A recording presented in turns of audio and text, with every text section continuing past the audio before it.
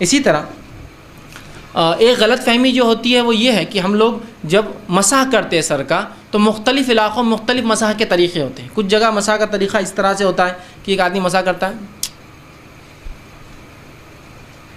مطلب یہاں سے شروع ہوتا ہے ہر چیز کو وہ بوسہ لیتے ہوئے چلتا ہے اوپر کی طرف اور پھر پیچھے جاتا ہے. کچھ لوگ ہوتے پیچھے جاتے چوم کر. چومنا یہاں ثابت نہیں ہے سنت سے، ٹھیک. چومتے ہیں، ناک کو بھی ہاتھ لگاتے ہیں، پیشانی کو لگاتے ہیں. کچھ لوگ چومتے اور پیشانی پہ جاتے ہیں، کچھ لوگ چومتے، کچھ لوگ چومتے نہیں اور آگے جاتے ہیں، آنکھ پہ ہاتھ لگاتے ہیں. یہ کچھ بھی ثابت نہیں. آپ کو صرف بھگانا ہے اور پیچھے گئے اور آگے آ گئے. اس میں چبنا اور وہ کرنا ثابت نہیں. ایک دوسرا، کچھ لوگ گردن کا مسح کرتے ہیں، گردن کا مسح کرتے ہیں. اس کا مختلف طریقے ایسا بھگانا، یہ اس کے اتنے فائدے فلاں ہیں.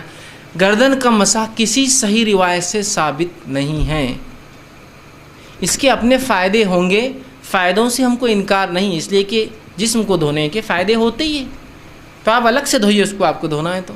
لیکن گردن کا اسپیشل مسح، ہاں گدی پہ جانے تک کچھ پانی چلے جائے کوئی مسئلہ نہیں، اسپیشل مسح کرنا یہ سنت سے ثابت نہیں ہے. کسی صحیح روایت سے گردن کا مسح کرنا ثابت نہیں ہے، یاد رکھیے، ٹھیک ہے.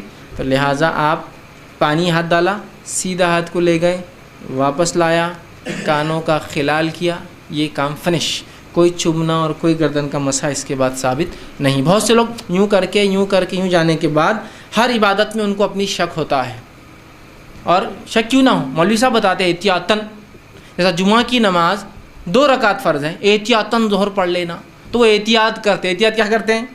دیکھیے، سر کا مسح کرتے پہلے تو یوں بہت چمتے اوپر تک جاتے ہیں، یہ احتیاط ہے، مطلب یہ بھیگا نہیں ہوگا تو یہ بھیگا نہیں ہوگا تو یہ بھیگا نہیں ہوگا. پھر واپس آنے کے بعد کان کا خلال کرنے کے بعد ایکسرسائز شروع ہوتی، شپ شپ شپ شپ، کچھ تو بھی ایسا بہت دیر تک یوں کرتے. کیوں؟ بولے احتیاطاً یہ سوکھا رہ گیا ہوں گا تو احتیاطاً یہ سوکھا رہے گا، احتیاطاً یہ سوکھا رہے گا، احتیاطاً. ارے پہلے 3 بار دھو لیا نا بیوقوف آدمی، اب کیا احتیاط پھر سے؟ پھر تو احتیاطاً فجر کی 2 پڑھ کے پھر 2 پڑھ، پھر ظہر کی 4 پڑھ کے پھر 4 پڑھ، زکوٰۃ دینے کے بعد ڈبل زکوٰۃ دے احتیاطاً، پہلی قبول نہیں ہوں گی تو. حج کرنے کے بعد پھر ایک حج کرے تھے. احتیاط مطلب امت کو ہر چیز میں شک میں ڈال دیا. یہ احتیاطاً کیوں؟ 3 بار تم دھو چکے ہو نا پہلے اتنی احتیاط سے، اب کیا احتیاط کی ضرورت ہے؟ تو مسح کرنے کے بعد ایسا بیٹھ جاتے اور بالکل ایک وہ طریقہ رہتا، اس کے لیے ایسا تک کلاسز لگانا پڑیں گی. یا کوئی آدمی دور سے دیکھے، اگر چائنیز یا ملے اوریجن کا ہو تو اس نے سمجھا کچھ تو بھی، یہ تو کراٹے کی ایکسرسائز بھی کر لیتے ہیں، اپنی عبادت میں ان کے کراٹے وراٹے شامل. کیوں؟ تو وہ اتنے ایک دم ٹیکٹفلی ہوتا ہے، بالکل یوں یوں یوں یوں یوں یوں یوں ایسا ایک دم بالکل ٹیکٹفلی چلتا ہے. تو آپ خالی دیکھنا اس کو کیا چل رہا ہے اس کو. اور اگر اپن نہیں کرے تو بازو والا اپنے کو دیکھتا، کون آگے بولتا تم ایسے کیوں نہیں کر رہے، پہلے تو گردن چھوڑ دیے اور پھر وہ ایکسرسائز بھی نہیں کر رہے، کھڑ رہے تھے. ٹھیک، تو پہلے جب تم نے دھو لیا تو پھر تم کو کیا احتیاط کی ضرورت؟ مجھے سمجھ میں نہیں آتا. احتیاط احتیاط احتیاط احتیاط، غیر ضروری احتیاطیں ہیں، جہاں ہونا وہاں نہیں ہے، جہاں نہیں ہونا وہاں ہے، کچھ بھی نہیں ہو گیا ہو. اب ڈبل ریپیٹ نہیں کرنا ہے کوئی چیز کو آپ کو احتیاط. ہاں یہ الگ بات ہے کہ آپ نے وضو کیا اور کسی نے کہا کوئی چیز آزاد سوکھا رہ گیا تو ایک الگ بات ہے.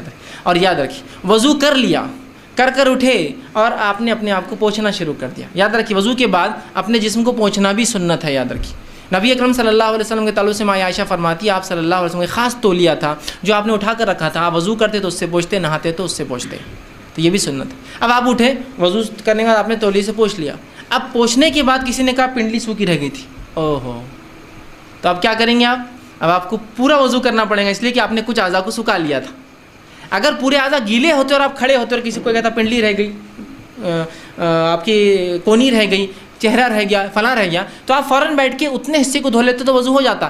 لیکن اگر وہ سوکھا رہ گیا، آپ اٹھ گئے اور ایک بھی اعضاء سوکھ گیا تو اس کے بعد آپ کو پھر سے وضو کرنا ہوگا. آپ سمجھے ایک صحیح روایت ثابت ابو داؤد کی روایت ہے، ایک صحابی اٹھے جن کے پنڈلی کے بارے میں آتا، دیکھیے وہ پنڈلی نہیں ہے، جو ٹخنے کے پیچھے کا حصہ ہوتا ہے، وہاں ناخن کے برابر ایک حصہ سوکھا تھا. جب آپ کو ان کو بتایا گیا تو آپ صلی اللہ علیہ وسلم نے فرمایا وضو پھر سے کر، چونکہ ان کے اعضاء سوکھ چکے تھے اتنے. چونکہ کیا ہوتا ہے جب آپ دیکھیے دھوئیں گے، ایک آدمی کام دھندے بزنس سے آیا، کام کاج سے آیا اور دھویا، اور جو حصہ نہیں دھلانا وہ بالکل وائٹ الگ چمکتا ہے، اور جب دھل گیا اس کا کلر چینج ہو جاتا ہے، تو کوئی پہچان سکتا ہے اس نے کونی برابر نہیں دھویا.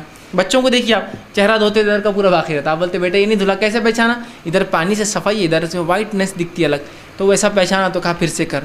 لیکن گیلے میں ہے تو خالی آپ جا کے گیلا کر لیجیے، گیلے میں مطلب اٹھے آپ اور کسی نے کہا بھائی صاحب تو آپ دھو لیجیے، سوکھ گیا تو پھر سے آپ کو وضو دوبارہ دہرانا ہو.